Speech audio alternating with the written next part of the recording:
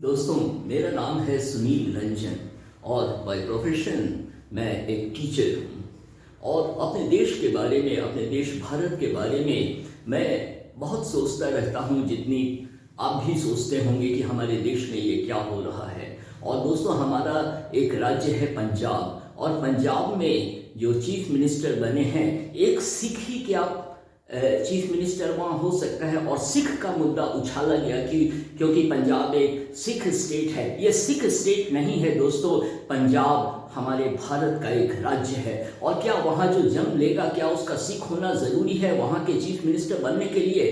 किस अखंडता की बात हम करते हैं? क्या पंजाब में जन्म लेने वाला पंजाबी नहीं है?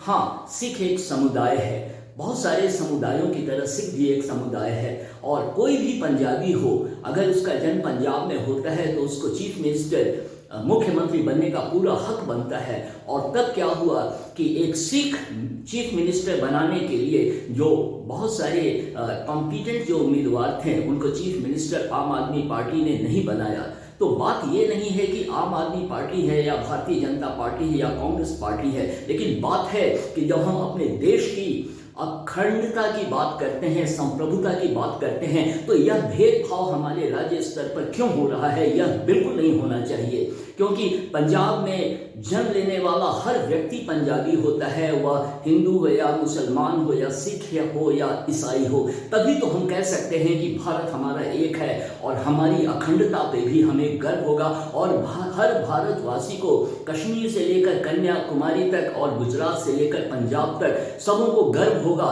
कि हमारे देश में एक एकता है जिसको कोई नहीं तोड़ सकता। लेकिन क्या हम अपने आप में अपने को नहीं तोड़ते हैं? और ये राजनेता ये कर क्या रहे हैं? मैं मानता हूं कि हमारी जिम्मेवारी भी बनती है, एक नागरिक होने के नाते हमारी भी जिम्मेवारी बनती है। लेकिन क्या पंजाब में एक सिख का ही चीफ मिनिस्टर होना जरूरी है? बिल्कुल नहीं। जो भी कॉम्पिटेंट है, जो वहां का योग्य उम्मीदवार है, उसको चीफ मिनिस्टर बनने का पूरा अधिकार है। तभी हम सच्चे मायनों में कह पाएंगे कि हमारा भारत एक है और हम एकता में विश्वास करते हैं। और जो कहते हैं कि यूनिटी इन डाइवर्सिटी, लेकिन यहाँ तो उल्टी बात हो रही है, क्योंकि यूनिटी इन डाइवर्सिटी है ही नहीं हमारे देश में।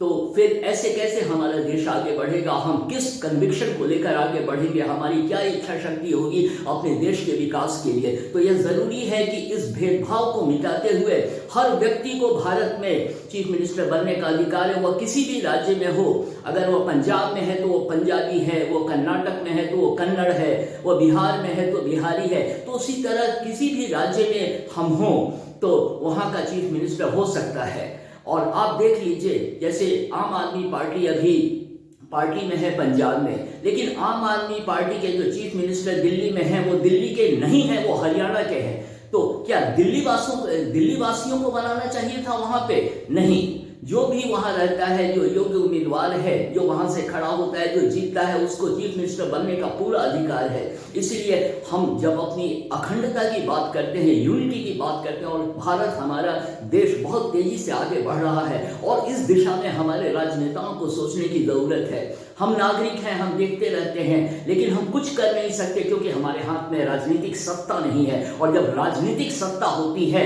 तो सत्ता के गलियारों में दोस्तों बहुत कुछ होता है। और आप बखूबी जानते हैं कि हमारे देश में क्या क्या होता है। एकदम शतरंज के खेल की तरह बिसात बिछती है और उसमें सारे मोहरे चले जाते हैं। तो इसीलिए यह दोस्तों बात मैं कहना चाहता था, यह मैं आवाज अपनी उठाना चाहता था कि हमारे देश में जो है वो पंजाब है, तो पंजाब में पंजाब में जन्म लेने वाला हर व्यक्ति पंजाबी होता है। इसलिए सिख को केवल अलग करके उसको चीफ मिनिस्टर बनाना, यह हमारी अखंडता, हमारे देश की अखंडता पर बहुत करारा प्रहार है और हमें सोचने की जरूरत है। लेकिन हमारे सोचने से कुछ नहीं होगा, क्योंकि राजनीतिक सत्ता राजनेताओं के हाथ में होती है और उन्हें इनके खिलाफ आवाज उठानी चाहिए। तभी हम सच्चे मायनों में अपने देश पर गर्व कर सकते हैं। धन्यवाद।